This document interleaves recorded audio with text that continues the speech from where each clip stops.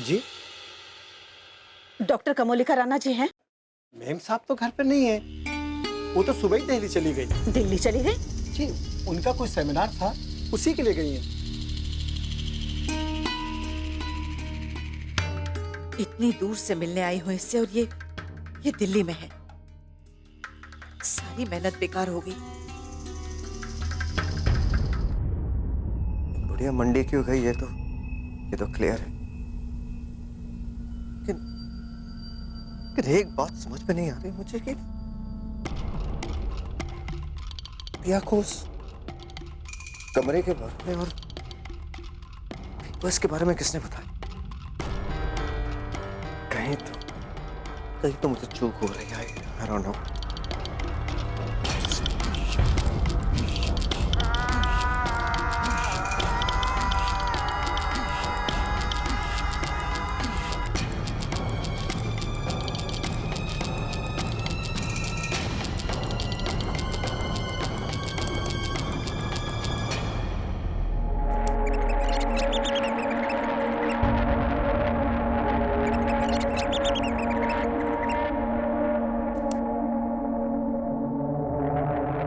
Hello, कौन कौन बोल रहा है? और तुम विराज की असलियत कैसे जानती हो?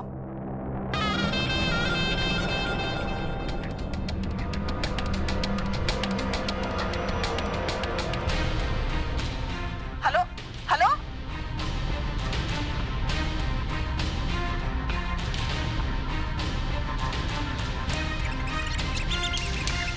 कौन थी जो विराज के बारे में इतना कुछ जानती है?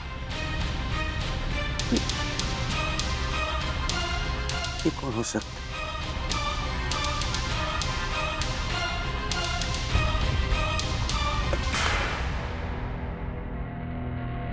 मेरे अलावा तो सिर्फ एक ही इंसान है जो इस राज के बारे में जानता है।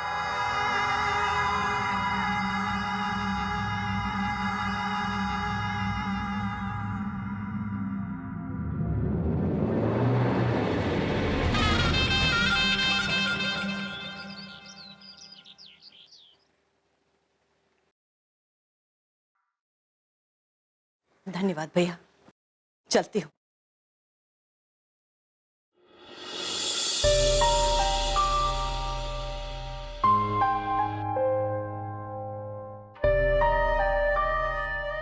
तुम्हारी मेम साहब क्या कान्हा जी को मानती हैं?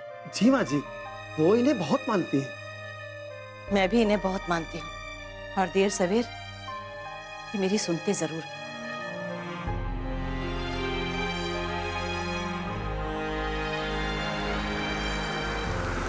अरे माँ जी, आज आपका आना बेकार नहीं गया। मेम साहब आ गई हैं, doctor Komolika Rana.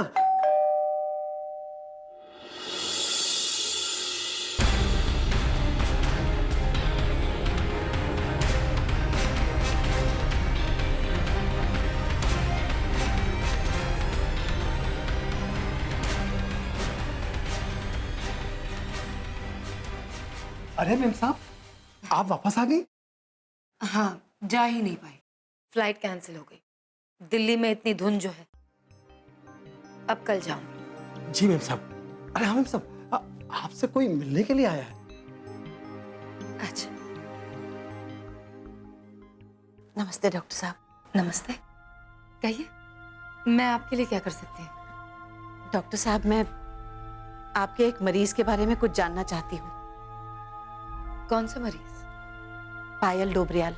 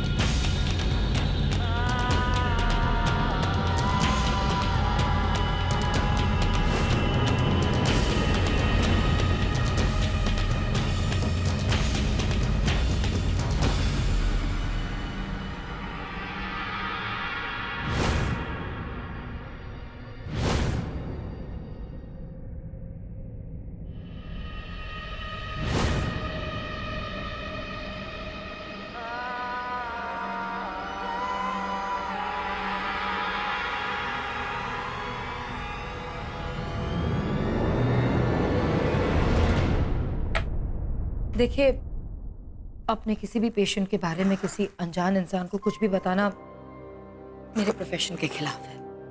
It's unethical. I am sorry, मैं आपकी कोई मदद नहीं कर सकती। मैं बड़ी उम्मीद लेकर आपके पास आई हूँ। मेरी पोती की शादी पायल के भाई विराज के साथ हुई है।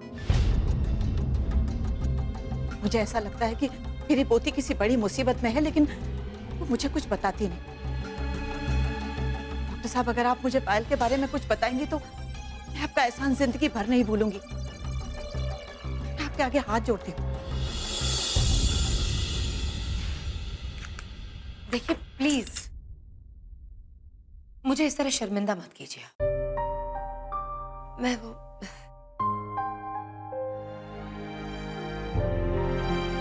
ठीक है, मैं आपको बताती हूँ। पायल के पेरेंट्स के डेथ के बाद उसे मेरे पास लाया गया था इलाज के लिए। उसके पेरेंट्स के मौत से उसको इतना गहरा सदमा पहुंच चुका था कि वो क्रॉनिक डिप्रेशन का शिकार हो चुकी थी। In fact she was in a state of complete Paranoia. वो बहुत ज्यादा डरी हुई थी, हद से ज्यादा। उससे मिलने के बाद और उसकी रिपोर्ट्स चेक करने के बाद मैंने सिर्फ एक ही सलाह दी कि उसे सिटी मेंटल असाइलम भेज दिया जाए। मैं उससे वहां मिल चुकी हूँ डॉक्टर साहब। और जब मैंने उसे विराज की तस्वीर दिखा के कुछ पूछना चाहा तो उसे दौरे पड़ने लगे। क्या हो सकता है डॉक्टर साहब? क्या विराज का उसके माँ बाप की मौत से कोई ताल्लुक हो सकता है?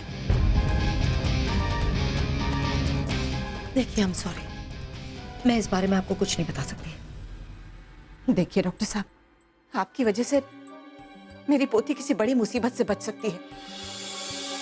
और फिर मैं आपसे आपके पेशेंट के बारे में कुछ नहीं पूछ रही हूँ। मैं तो उसके भाई विराज के बारे में जानना चाहती हूँ। बताइए ना डॉक्टर साहब, कुछ तो बताया होगा पायल ने आपको। मैंने कहा ना, मैं कुछ नहीं बता सकती आपको। लेकिन क्यों नहीं बता सकती आप कुछ?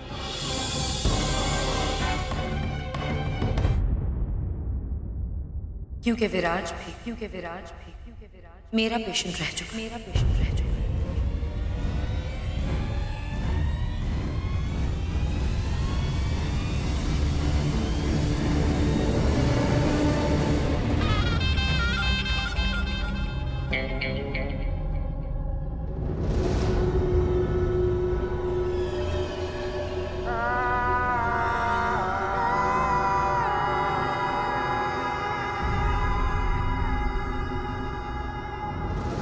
आज इन्हें फिर दौरा पड़ा था सर, इसलिए हमने इन्हें दवाई की हाई डोज दी है।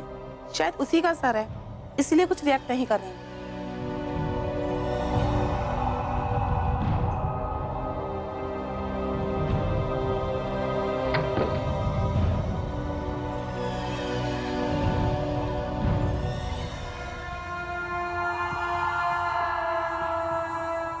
Hello darling sister.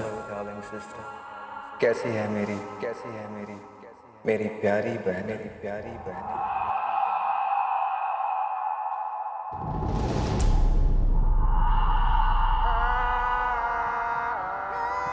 क्या बीमारी है उसे डॉक्टर?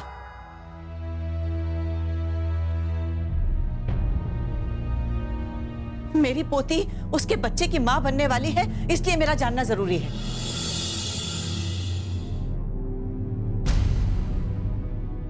विराज की बीमारी की जड़ें उसके अतीत में।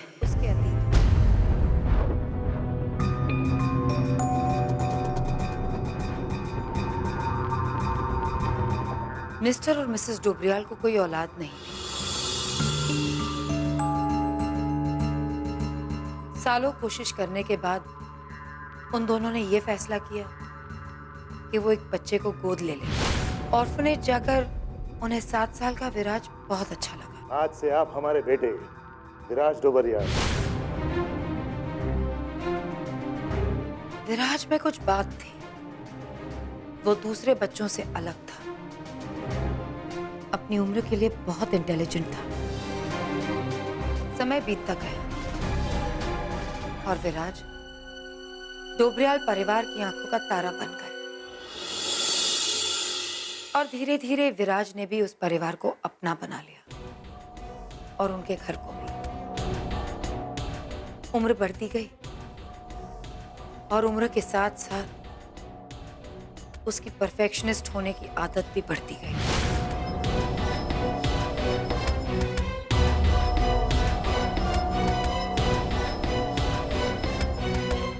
उसके माँ बाप को बहुत फक्र था इस बात पर। फिर कुछ सालों बाद मिसेस डोबरियाल प्रेग्नेंट हुई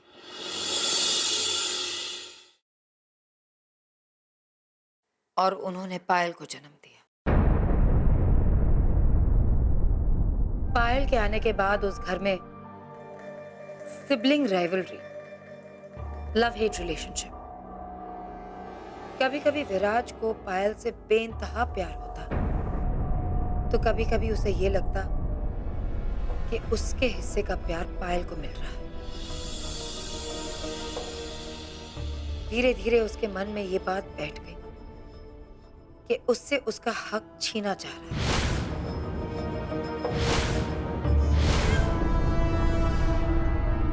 फिर धीरे धीरे विराज ने अजीबोगरीब हरकतें शुरू कर दी। वो खुद को चोट पहुंचाने लग गया ताकि उसके माँ बाप का पूरा ध्यान, पूरा अटेंशन उस पर रहे। जब उसकी ये हरकतें बहुत ज्यादा बढ़ गई, तब जाके मिस्टर एंड मिसेस डोबरियाल उसे मेरे पास लेकर आए। मैंने उसका केस स्टडी किया। तब ये बात कंफर्म्ड हो गई कि विराज एक मानसिक बीमारी का शिकार हो चुका था, जिसे मेडिकल साइंस में OCPD, obsessive compulsive personality disorder कहते हैं। उसे हर चीज अपने मुताबिक करने की आदत हो चुकी थी। वो जो कुछ भी चाहता हासिल करके रहता, कैसे भी, किसी भी कीमत पर, और तो और अपनी शर्तों पर। और अगर जो चीज उसके मुताबिक ना होती, उसे पूरा करने के लिए वो किसी भी हद तक चला जाता।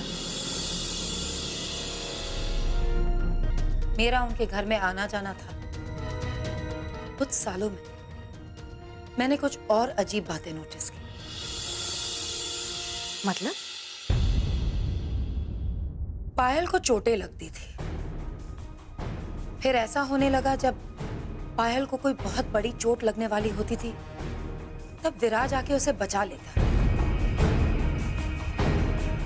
पहले पहले तो मुझे ये सब इत्तेफाक लगा, लेकिन धीरे धीरे मुझे लगा कि ये इत्तेफाक नहीं, जरूर कुछ और बात है, कुछ गड़बड़।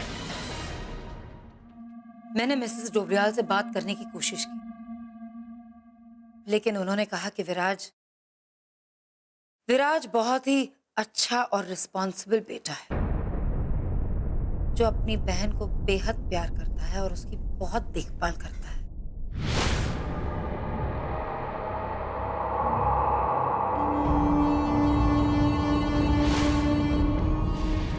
लेकिन जब आपको यह पता चल चुका था कि विराज का मानसिक संतुलन ठीक नहीं है, तो उसके पिता ने उसका इलाज क्यों नहीं करवाया? मैंने मिस्टर और मिसेस डोबरियाल को समझाने की बहुत कोशिश की, लेकिन वो समझना ही नहीं चाहते थे। उन्हें यही लगता था कि वक्त के साथ साथ विराज ठीक हो जाएगा। मैंने बहुत कोशिश की, लेकिन मैं मिस्टर और मिसेस डोबरियाल को यह समझा ही नहीं पाई कि उनका बेटा बीमार है। विराज जैसे लोग दूसरे लोगों से बहुत अलग होते हैं। उनका दिमाग भी दूसरे लोगों से बहुत अलग चलता है।